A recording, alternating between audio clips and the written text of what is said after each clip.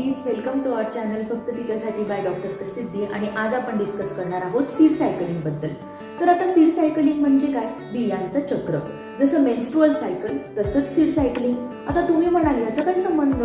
तर ज्या बिया आपल्याला नेचरकडनं भेटत असतात त्या बियांचं आपल्या शरीरासाठी फार महत्त्वाचं योगदान आहे. आणि या 4 फेजेसमध्ये कोणत्या बिया कधी खाव्यात हे कळणं तुमच्या ओव्हरऑल हेल्थसाठी फार फार महत्त्वाचं आहे. तर चला आज आपण तेच बघूया. सोपं आहे. मेन्स्ट्रुअल सायकलच्या फेजेस 4, हॉर्मोन्स 4 आणि बिया देखील 4. जवस, तीळ, सूर्यफुलाच्या बिया आणि भोपळ्याच्या बिया. याचं महत्त्व काय? तर आधी आपल्या 28 दिवसाच्या मेन्स्ट्रुअल सायकलला डिवाइड करा 2 हाफ्समध्ये. So first half will be follicular phase and ovulatory phase, second half will be luteal phase and menstrual phase. पहिल्या हाफमध्ये तुम्हाला कुठल्या बिया खायच्या आहेत? जवस आणि भोपळ्याच्या बिया. या 2च बिया तुम्हाला खायच्या आहेत पहिल्या 14 ते 16 दिवसांच्या कालावधीमध्ये. का?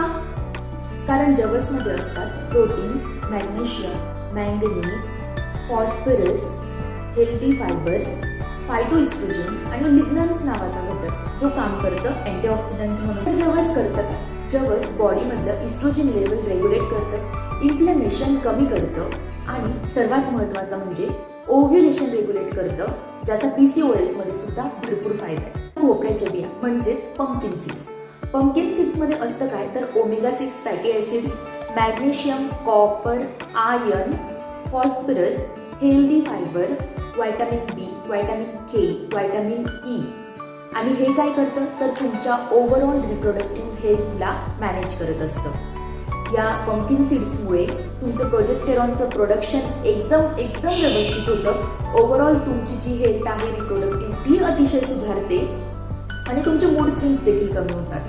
नाव आपला सेकंड हाफ ल्युटेल फेज आणि मेन्स्ट्रुअल फेज. यामध्ये काय खायचं? तर तीळ आणि सूर्यफुलाच्या बिया. तिळाचे असे वेगळे फायदे तुम्हाला काही सांगायला नको, पण तरीही तिळात असतं protein, magnesium, iron, copper, zinc, vitamin B1, B2 आणि E.